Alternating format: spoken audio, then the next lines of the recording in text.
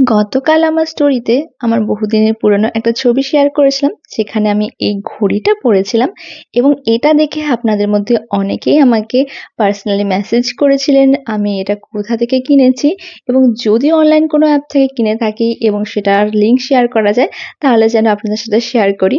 তো চলুন আজকে রেডি হতে হতে এই ঘড়িটা কোথা থেকে কিনেছি, কত দাম নিয়েছে এবং লিঙ্ক প্রোভাইড করা যাবে কিনা সবকিছু আপনাদের সাথে শেয়ার করব।